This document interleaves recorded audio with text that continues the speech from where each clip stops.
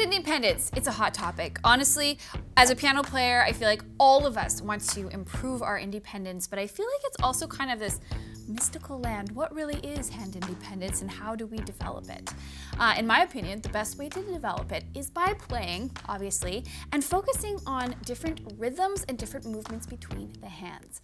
Now, in all my research, all the hand independence exercises that I found were pretty, I don't know, not very musical. They didn't sound like songs I'd want to play. So I did my very best to create 3 reasonably beginner hand independence exercises that also sound musical that you could use in the context of the songs you love. So last time we did a hand independence video, your guys' comments were hilarious. I have had so much fun reading through them. So please make sure that you don't forget to comment below on this video and make me laugh again. And while you're at it, hit the subscribe button. Helps us out and then helps you out because then you never miss a lesson. So let's get started with our very first exercise. Our first exercise is actually going to keep things fairly simple in terms of where we're traveling, but it's going to challenge our rhythm skills, which I think is probably one of the most important aspects of hand independence. So let's pick a note. I'm gonna pick G, and I'm going to place my thumb of my right hand on G, and I'm just gonna play 1, 2, 3, 4. Pretty straightforward. I feel like any of us can do this. And I also want you to maybe think about counting 1 and 2 and 3 and 4 and, because pretty soon we're going to add in our left hand, and having those ands is really going to help. So just to begin, let's use our 5 finger also on G, and we're going to play on the 1. So it'll sound like this. Here we go. 1 and 2 and 3 and 4 and. Do it again. 1 and 2 and 3 and 4 and. Now, that's just the foundation. That was pretty simple. We're going to build this into a bit of a different rhythms between the hands situation by playing the left hand on the 1, the and of the 2, the 3, and the end of the 4. So don't worry, I'm going to talk you through this. We're going to start by working together. 1 and 2 and. That's step 1. Let's try that again. 1 and 2 and. So it's together and separate. 1 and 2 and. Then together on the 3. 3 and 4 and. So it's just kind of like doubling up on that pattern. So let's do that again. 1 and 2 and 3 and 4 and 1 and 2 and 3 and 4 and. Sounds pretty. And this is actually a rhythm you can use a lot when you're playing chords and creating your own music. So if we just add one little additional layer to that, you're going to see how this could become super, super musical. I'm going to add another note. I'm going to play a 5th here, G and D. And I'm going to keep the rhythm, just a simple G in my left. I'm going to go 1 and 2 and 3 and 4 and 1 and 2 and 3 and 4 and. And then maybe I'll move my little 5 finger down to E. We'll keep this here. 1 and 2 and 3 and 4 and 1 and 2 and 3 and 4 and. And let's stay here and try C. 1 and 2 and 3 and 4 and 1 and 2 and 3 and 4 and back to G. So it sounds really musical, especially when you apply it that way, but you could apply that to any chord progression. You could apply that to any sort of tempo. You could play that really slow or really fast, but it's challenging, especially as a beginner, to get the hands to coordinate, like when are they together and when are they apart. So counting out loud will help. The visual cues on the graphics on this video will help, and just take your time. So build this like I showed you really slowly, just using matching notes. And then when you have the confidence and you can do it without having to concentrate too hard, you can try playing that 5th here and traveling that left hand around. It'll sound wonderful. So that's exercise 1. Exercise 2, also super musical. It's going to use a little bit of a different pattern. So let's go to the key of C just to keep things really simple. And we're going to play our left hand C, G, C, G. So that's step 1. Just get comfortable here and we can go really slow. And once you're comfortable with this, and I am using my pedal just because it sounds pretty to hold those notes, so you can do that too if you like. I'm going to get my right hand in place, a full octave above where my left hand is. So if my thumb of my left is on middle C, I'm going up here, just so I have space. And I'm going to be working with the first 5 notes of the C scale. And we're going to start simple. So for every note I play here, I'm going to play a note here, like this. But it might twist your brains up just a little bit because this is requiring some focus and coordination. So when you get to the end of the pattern, you can just keep the left hand going, and when you get back to that low C, do it again. C, D, E, F, G, F, E, B, C.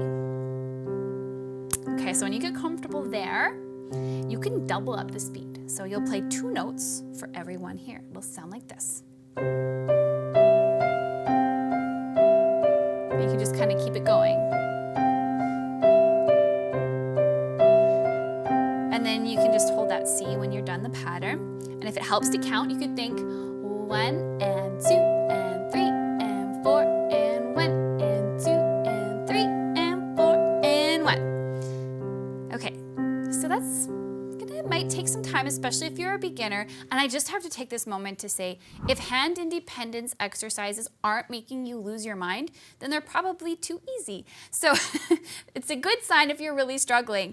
That means that you're developing a new skill. So it's going to feel like your brain and your hands are not connected, not part of the same body at first, especially if you're a beginner and these are new to you. That's a good sign. You have to go really slow and just trust that the more you work at it, the more it'll sort of kind of come to you naturally. There have been exercises that I've learned that I swore I'd never get. And then, you sleep on it and then you practice and you sleep on it, you practice, and eventually it's like, how did I find that difficult? So just keep that in mind. If this is really hard, you're not alone, it's normal. That means that you're doing it right. So we had our pretty little pattern, which we could double up, or we could just play like this. And again, you can keep that right hand where it is and travel the left. Move to the minor, so just move down 2 notes, which is going to bring us to A, and it's the same pattern. It's a root, a fifth, a root. And you're going to have a really musical sound. You can bring the doubling up on the speed. Let's go to F, C, F, C in that left hand. And then let's try G in the left hand.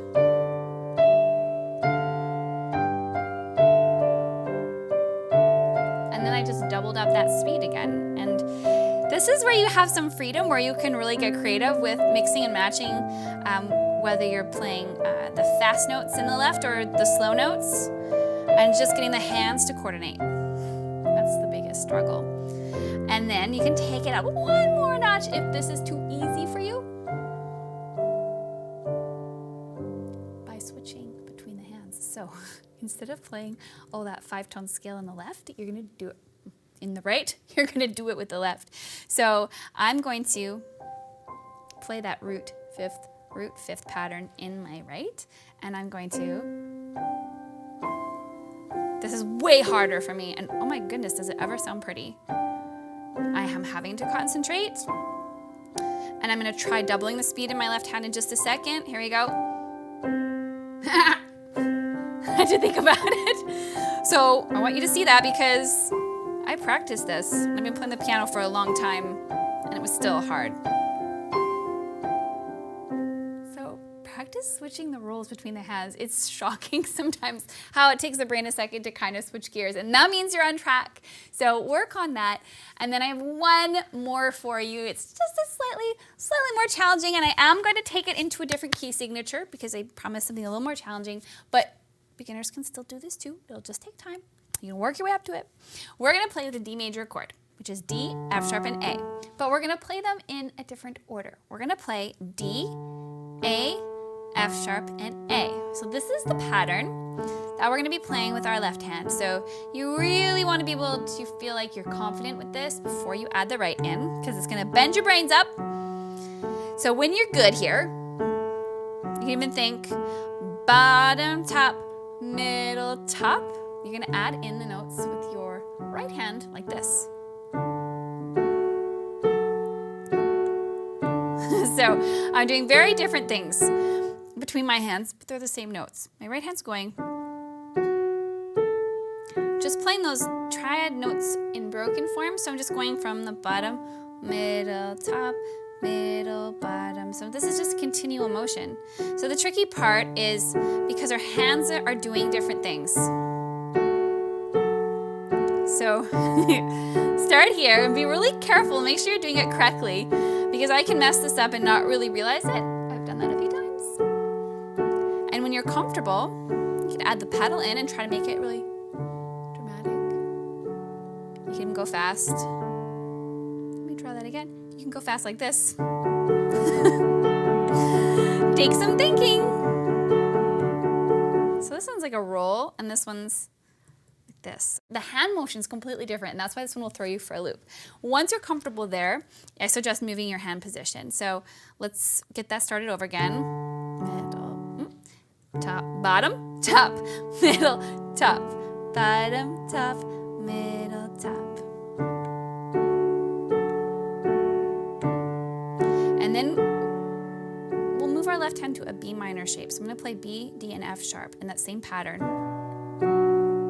And my left hand my right hand isn't changing. And then I'll move to a G with my left.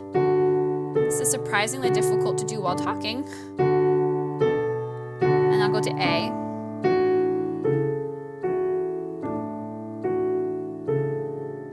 And back to that D. So this one's a lot challenging. I said it was a little bit challenging, it's a lot challenging. And again, I want to challenge you even further to switch the roles. So you can make this hand do this pattern.